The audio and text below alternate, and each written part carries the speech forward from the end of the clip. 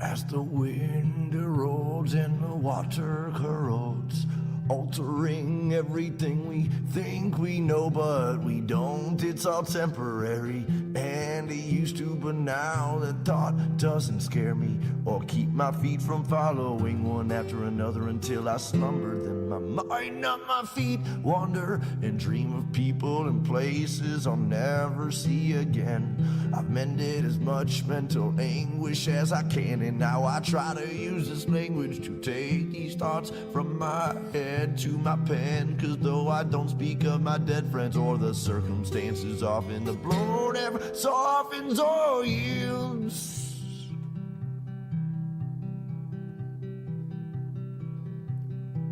I'm in a desolate field, lonesome stargazing, night blazing, chasing traces of remembrance and reverence of relevant friends and acquaintances, and faceless and nameless names and faces. And while my mind is racing through these photo albums and quotations, all these people and places far from me, for only land and stars I see when I'm outside of the Mile High City, which is not my city, for I was born 1,000 miles northeast of there, in the land of beer and lakes and pistol fire on MLK's birthday, where there is no minorities and segregation's mandatory. But that's a whole nother story altogether, and no matter the weather or hardships that any place brings, I'll still laugh when people shiver and say it's freezing, or say, hey, no wait, I already had 18 mixed drinks, but I guess it's a Midwest thing, and I'm a mess from a dirty city and brought most of this filth I've gathered with me. Welcome to another episode of Experience Andy Weins Live, our monthly or weekly chance to get together on Mondays and talk about a thing. Today, we're going to be talking about blame, excuse, and denial. We all do them at some point in our lives. We're going to be talking about what that looks like for you, for others, and what everybody can do about it. Coming up after the verse. My work labors on as lovers sleep in each other's arms, remaining calm and collect. I begin my self-reflection process of redemption. Honestly, I don't know where this road leads, or if I'm even going. Could be rowing upstream, or worse, chasing my dreams to the peak, to finally be somebody doing something with what I have, rather than saying again and again that I can't and I won't anymore from this day forward. Cause Lord knows the past is set in stone, the present is yours to mold and to use for future uses. I know I'm a nuisance, I'm told, cause I'm neither young nor giant nor gnome. I don't sleep on these streets usually, though I've made thrones of my own. I don't sit well with idle hands, though don't know what to do when I'm home all alone. I'm a menace thrown from society, and as it lies to me, I'll smile silently as others do as they please. I am watching and listening, and I'm grinning all the while, cause sometimes all you can really do is smile. So as the work labors on, I'll keep on singing my songs, and this day's never done. We just keep on spinning around that sun, and well, through all these miles and trials, all I've learned to do is smile. Is to smile.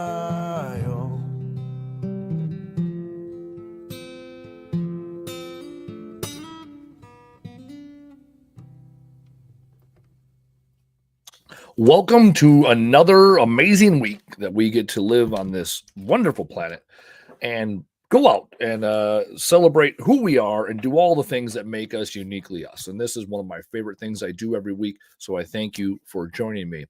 This week, as always, we're going to start off with a moment of gratitude. I want to share a little story. This weekend, I took my daughter to South Carolina, Beaufort, flew into Charleston, and met up with some friends, Macy and her husband, Alfonso, and their two kids, Summer and Sunny. I've watched them for the last 5 years on social media. I had done a TV show with Macy years ago. Like, we knew each other for all of 3 days. Never met her husband or her kids before. I watched them on social media and Facebook. And about a month ago, I reached out and said, hey, I really want to get together with you so our daughters can meet and hang out. And we spent an entire weekend together in South Carolina. And it was great. It was great that Social media allows us to know a lot about each other when we use it in the right way, and then we can spend real time together. So I'm very thankful to Macy and her husband Alfonso. We hit it off great. Entrepreneurs, fathers of daughters, people, hustlers and shakers, and people that want to make the world a better place and really build our empire. So really appreciate being around growth-minded people. That's what it all comes down to. A couple weeks ago, I talked about mountain people, growth-minded people versus plateau people. And as I've really leaned into that, it's very obvious to me when I'm spending time with growth-minded people, the mountain people, the people that are willing to take on the peaks and the valleys of life versus the plateau people that got what they got in life and they're okay with running it out. And so I'm thankful for all the mountain people in this world, and especially them. Second order of business, speaking. I'm doing more and more speaking. I picked up another gig last week, so I'm excited about that. Another paid gig here in the greater Milwaukee area. So workshops, speaking opportunities, keynotes, whatever your organization needs. The language of leadership. That's the keynote I've been doing in the workshop. There's anywhere from a 45-minute keynote all the way up to a 4-hour workshop, all in the same realm, and it can be customized for your team depending on what language and leadership needs they have. And so that keynote's been really doing well from an advertising and selling perspective. So when it comes to your organizations, there are people that are going to use limiting self-belief, words that prevent them from moving forward, prevent them from being that growth mindset, that optimistic mindset. And when I come in and do a keynote and a workshop, gives us a chance to reset the expectations of what language will be empowering and uplifting, getting you and your organization where it needs to be. So language of leadership, contact me, andyweins.com. You can also email me, call me, text me, LinkedIn me, whatever, direct. So we can get the ball rolling to get your language or to get your organization speaking in language of leadership and language of empowerment. All right, let's talk about unempowering language, poorly powering language, shit words that do not serve. Right, let's talk about that today. Action Coach. I like to give credit where credit is due. Action Coach has a model where they talk about ownership, accountability, and responsibility above the line, and then blame, excuse, denial, living below the line.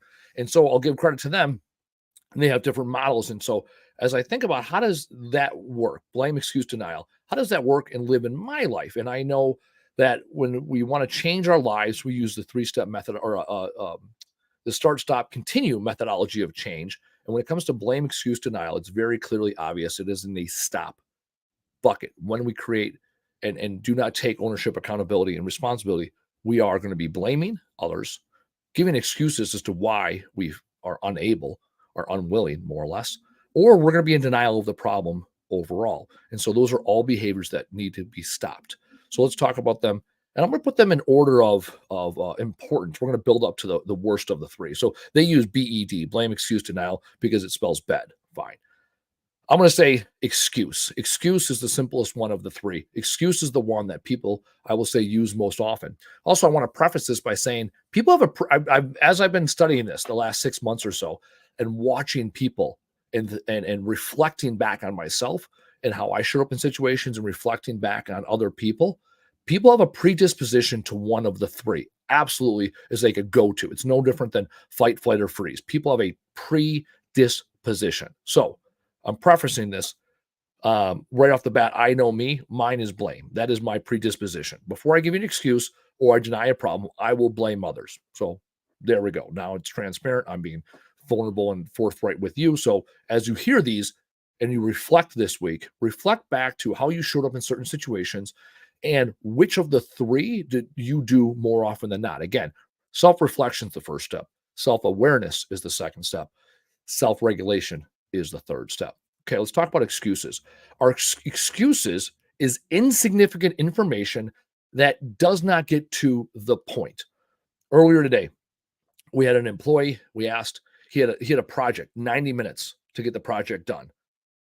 Or 90 minutes, correction, 30 minutes to get the project done. After 90 minutes, the project still wasn't done.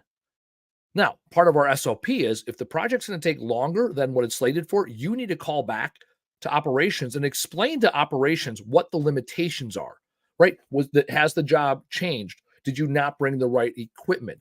Was the material different than what we thought, right? We do junk removal, right? There's a list of questions that you can give us information on, and then we can say, okay, what do we need to do? Do we need to send out more bodies, right? Is a limitation on maybe the material was supposed to be one place in the house and now it's on in the basement, right? So, a garage versus the basement, it's going to take longer. The material that was supposed to be boxed up or bagged up isn't boxed up or bagged up. They added more material and now you have a capacity issue. Right now we need to send more trucks. Right, fine. So this employee, right, did not call to let us know how the job was going. Right after 30 minutes, it's his responsibility. After 60 minutes, didn't call. And at the 60-minute mark or something about that, we called him. Didn't pick up on his radio. Didn't pick up on his cell phone. He finally calls back after 90 minutes to first tell us, oh yeah, this job's taking longer than expected. And then we said, well, why didn't you call? And all of a sudden it was 74 reasons, excuses, and none of them add up. And the more he talked, the less I believed, because it was excuse after excuse after excuse. Now, this is kind of like this analogy that there was a book written in the 1930s. It was like 100 scientists that think Albert Einstein is wrong. And then someone asked Einstein, well, why, what do you think about that book? And he said, well, if there had been one scientist that could prove it, they don't need the other 99. Same with excuses, right? It's insignificant information. You're dancing around it. It doesn't go at the core of the problem. Now, a reason, right? You can have one reason why you did not meet expectation. You only need one. So as you provide more and more reasoning, chances are it's excuses. So when you're in excuse mode, the first question you need to ask yourself, right? When you're telling yourself, oh, this is why I'm not going to the gym. Oh, this is why I can have the cheat meal. Oh, this is why I didn't fucking accomplish my goals today, right? First question, what can you do about it? Look at what the expectation was. Look at where you are and what can you do about it to get closer to that. So in this case situation today with the guy in the truck, he gave all these different things. And it's like, okay, what can you do about it? Could you have called and said, hey, I need more buckets? Could you have assessed the situation, right? Gone out and got what happened was one of the contributing factors was it was stuff on the driveway. It got rained on. They went to go pick the bags up. The bags started ripping. It's like, okay, could you have gone to the store nearby and grabbed more heavy construction bags? Could you have come back to the shop and got buckets? Could you have called the shop and said, I need buckets out here? Could you have called and said, I need a dump truck instead of a box truck? Yeah, these are all things that could have been done. You did nothing. And then when we called you, you didn't pick up. And then you didn't follow the SOP. So now when we're in excuse mode, the quickest way to break it is, what can you do about it now? What is the first step you can do it? About it. And then oftentimes when things go to shit, people want to say, well, what went wrong? No. Let's get beyond that. We already know when it went shit. We already got fucked up, right? Next question. What can you do about it in the future to prevent the root cause? And now all the excuses go away. So if a kid says, oh, the kid's always late for school. Okay, you're always late. Okay. Oh, because this, and the kid did, and my sister didn't get out of the shower, so I got in the shower late. Okay. Well, what can you do about it? Can you wake up earlier? Yeah. Can you take a shower earlier? Yeah. Can you take the dog out ahead of time so you're not taking them out at the very end of the day? Can you pack your lunch the night before? Can you lay your clothes out the night before? Right? Look at all these things that you can choose to do to ensure that you make mission, which is getting to school on time. So there you go. When you are full of excuses, whether it's you or others around you, right? What can you do about it now? And what can you do in the future to prevent it? When you're honest with yourself about those two questions, and when others are honest with you, all the excuses disappear. Because then we're not talking about the 74 reasons why the thing didn't get. We're going to talk about the one angle, the one area where you chose to make a decision, and did you or did you not make the decision? And when you make the decision and you still get the same result, guess what? It doesn't give you another excuse. Well, I did that already. No. What next? What else can you do? What's next? Or you're going to give up. Those are your options. No more excuses. Second thing, blame. And I can tell you, blame is where I struggle the most. Blame is let me get the information, let me get the data that supports my already predisposition of why I'm great and why you're wrong, or why I can blame somebody else, or why it's not my fault. I know that about myself. That is how I operate. I have a strained relationship with a family member, and it was really easy for me to blame her for years and years and years, going back to when we were kids, why we have a strained relationship. Or I can say, okay, where's my DNA? Right? And there's the solution. Where's my DNA in this? What part do I have in this? Did I reach out to this person? Did I establish a relationship? can I establish and explain my boundaries and what's acceptable behavior for me? And when I've done that, I no longer have a strained relationship with this person. I've accepted the relationship that we have. I have my boundaries. I've clearly defined my boundaries, and I'm no longer upset. I was upset for years, and I blamed this person for the shit relationship we had going back to kids. And instead, I finally said, okay, where's my DNA? Did I set my expectations? Did I explain my boundaries to the other person? Do I know what my boundaries are? Right? Let's start there. Let's start with, do I have my own boundaries? It's like, okay, I have my boundaries. These are my boundaries. Right? And now I no longer have a strained relationship. The relationship is, the relationship is what it is. I was going to say it's less than, or it's not. It doesn't matter. It is no longer strained. We are civil. We have an understanding, and it's not strained, right? I went from strained. I went from shit to not shit, right? It's not ideal. It's not the greatest relationship ever. However, it doesn't keep me up at night. It doesn't bother me. I don't find myself wanting to justify the way I am to her or to other people in my relationship with her, because I've now accepted that these are my boundaries within the relationship. Otherwise, and I know me, I'm 100% guilty of wanting to blame others, and I come up with excuses and blame in my head all the time. Before getting confronted with stuff, so it's loaded. So when someone does question me, I can quickly tell you why I'm not wrong, and I've learned to quell that. I've learned to re-argue that in my head. So when I do get approached and people do ask me questions, I can articulate where I'm coming from, where I failed, and what I need to do in order to rectify situations. And finally, the worst of the three of blame, excuse, and denial is denial. It is by far the worst of the three. Excuses, right? The old adage, excuses are like assholes. Everybody has one. No one wants to see yours or hear yours, right? Got it. Fine. Right. Blaming, you're now assigning responsibility to somebody else and no longer taking ownership. Not good, right? Much worse than excuse. So these excuses, you're only really owning yourself. Now you're pushing your problems on other people. Denial is by far the worst of the three, because denial, you are no longer accepting reality. You are not willing to accept facts. I had a business partner here at Camel Crew Junk Removal at one point. We were $200,000 short of our revenue goal within the first 9 months of the year. We were $150,000 short of our EBITDA goal, our profit goal for the year, and sat down. I said, we need coaching. We're missing the mark here, right? We're not communicating effectively. We need to bring in a coach to get us on the same page so that we can achieve these goals that we put forth in January. First question she asked him was, hey, how are things going there at the business? He goes, oh, yeah, really good. Yeah, things are good. She goes, well, the data says you guys missed your goal by $200,000 and you're going to miss your goal by the end of the year. He's like, oh, well, things are going better. Things are trending better. Okay, well, what things? Oh, the employees are engaged. Okay, let's talk about the employees. You needed to do 15 reviews this year, annual reviews. You got 15 employees. How many have you done?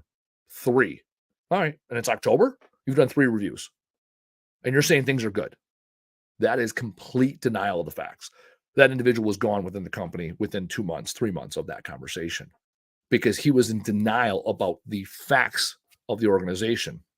And another person in a similar position, someone directly reported to me, and he said to me one time, you have no idea how much value I bring to this organization.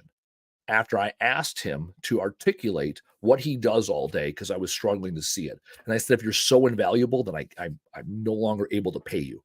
And that was the end of our relationship there, because it was denial of the basic responsibility. What value do you bring to this organization? What are you doing all day? Like, that's a genuine question. What is it you do here? I'll reference Office Space, one of the greatest movies of all time. So when you're in denial mode, get to the simple question. What are the facts? When you find yourself looking at a situation and say, I can't figure this out. Why is it this way? This should be that way, right? And you're spinning out of control.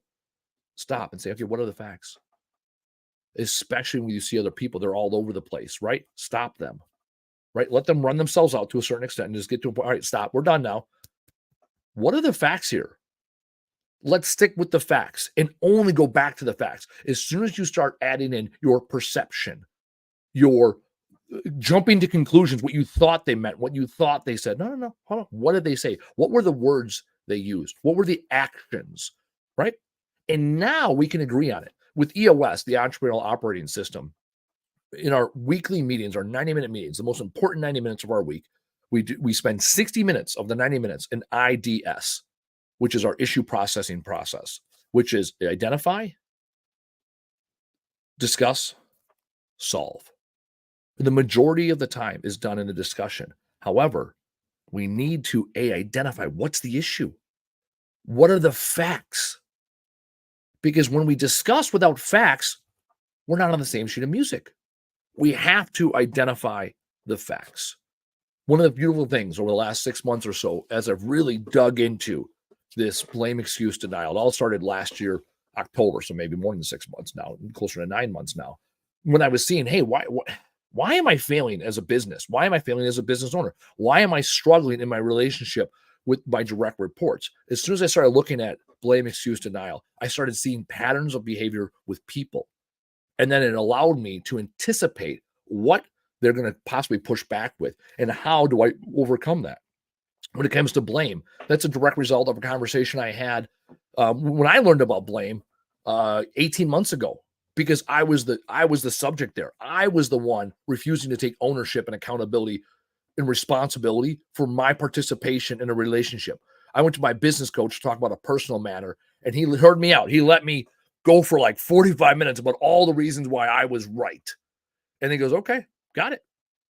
Where's your DNA? Where's your fingerprints?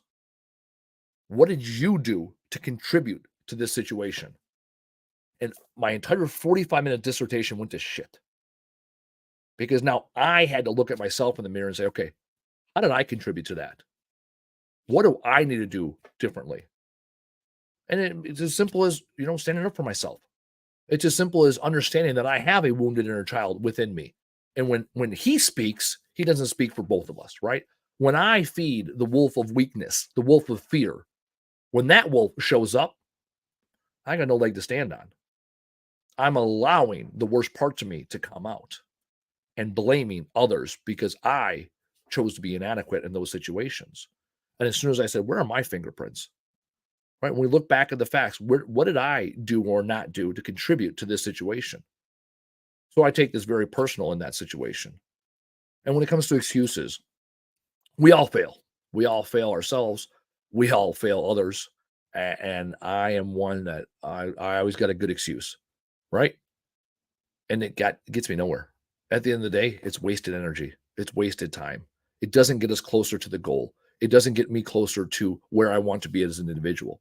And as I've spent the last 9 months, 18 months, whatever we want to call it at this point, really looking into this, honing into this, and utilizing the language of empowerment, I realize my blame, my excuse, my denial become less. Reminds me of something I saw this weekend, the Instagram story shared to me by Blake, our HR director. And he talked about micro changes, right? Micro, minor, right? Not even 1 degree, right? Move the needle a hair in the right direction, right? And when you move those micro degrees every single day, eventually it turns into a macro life. And so for me, it's very simple. My mission in this world is to change the world one word at a time. So when you start asking yourself the questions, denial, what are the facts? Blame, where are your fingerprints? Excuse, what can you do about it? When you start putting those questions in and answering them honestly and truthfully with vulnerability and transparency to yourself, this conversation can take place in your head. No one will even know what happened. When you start doing that, you will start making those micro degrees of change. And over time, you'll have a macro change in the way you see the world because you will become empowered. You will take ownership, accountability, and responsibility when you no longer provide blame, excuse, or denial for what's going on around you. Take this in this week. This is a great opportunity for you to do self-reflection, how you've shown up in your life, what life you want to live, and what you can do about it. As always, do the fucking thing. Tell the fucking world and show the fuck up. We'll see you next week. Well, through all these miles and trials, all I've learned to do is smile. Is to smile.